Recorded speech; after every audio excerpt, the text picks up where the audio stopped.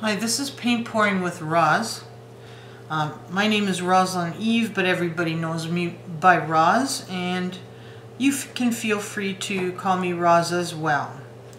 Okay, so what are we covering today? It's signatures on the back of the painting. Now this was a painting, and you can see that it's kind of dull and everything. I've scraped off the label off the record. We're only dealing with signatures on records today, but it does apply to signatures on other paintings and everything too. Okay, so the things you consider. Now this one, I took the surface on the front off by soaking it for about 20 minutes or more in a sink. You can put wet paper towels on it and then just keep spritzing it once in a while. However you want to do it is fine. How did I get the signature off the back, and what did I sign it with? Well, in this case, I signed it with acrylic paint pens, and this one in this particular case was a green pen. And I took a scrubby like this and I just kept rubbing at it. So yes, there is a certain amount of elbow grease that is required for this because of the grain. You see this, the little grooves in the record. So it takes a while to wear those away, and you gotta go in the direction of the grain to get down in there with the scrubby. And you can see that it does wear away. Now I'm not gonna, bore you with doing a whole bunch, but you can see that that's what I did and how I did it. Okay, so let's look at signatures and why do a signature. This is what the signature looked like before. It's this here's the same. And people say, well, why don't you sign your painting on the front? And that's because it determines which way it goes. Now in this case, to me, this is the direction in which the painting would go. And so this is, but I'm not signing it on the front because in some instances it's not like that. Let me show you. Here's an example. I haven't varnished yet. Here's an example that it looks like a garden, so you know which direction is the correct direction. So if you wanted to sign it, you could. But I want to be consistent. And I think that you probably want to be consistent too. So if I sign them all on the back, then I'm being consistent as an artist, and galleries and people and collectors want consistency. So, and why sign a painting? Because you hope to be a famous artist someday, well, so do the people that own your work. Whether it's been gifted or whether it's been sold to them, they would like to think, wow, someday I might have a masterpiece and it'll be worth a lot of money.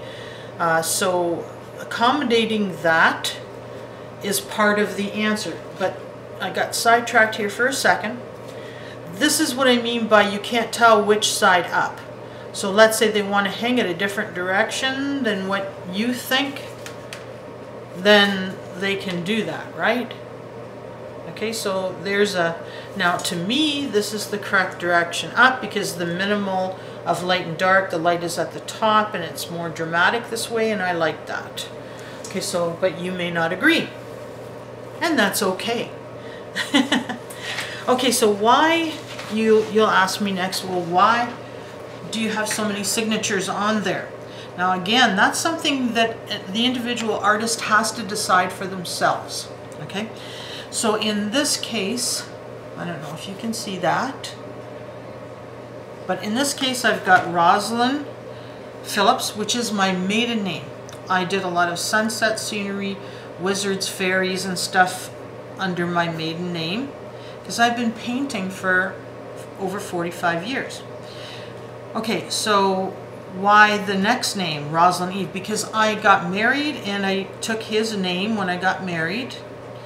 And so I want them to know, anyone in the future and the people that buy my work, that yes, this is still the same artist consistently through time.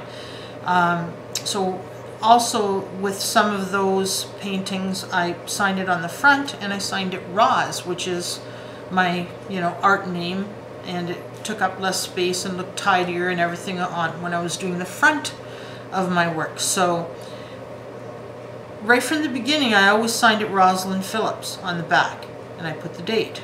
So this is just being consistent, like I just said. And there's the date. And why is a date important? Because people like to see how you're progressing with your work. And did you start as a paint pouring artist, or did you start doing other types of art first? So historically, you know, people care, and they want to know if they're buying your current work or if they're buying some of your first paintings.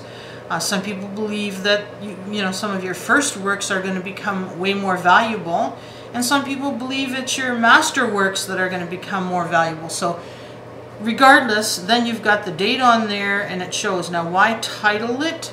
Well, first of all, I don't know, if I sold you a painting that doesn't have a title, does that say I don't care enough to put a title on? Or does that say I couldn't think of a title? Or that it doesn't mean anything to me when I painted it? Or what maybe my feelings were or impression of it when I was done? Or maybe the original inspiration was to do a flower of some sort, and that's how I got this. So that's why I named this particular one.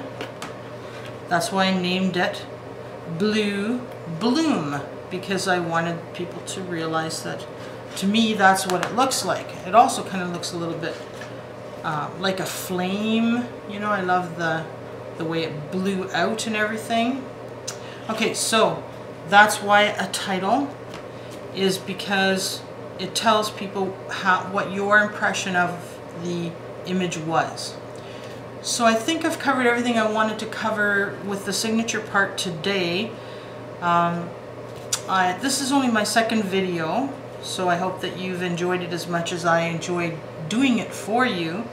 And if you would like to see more, of course you can like it, you can subscribe, you can hit the bell, you know, all the usual things that people ask you to do is to click all 3 buttons, and that would be good, because then we can look forward to seeing you again.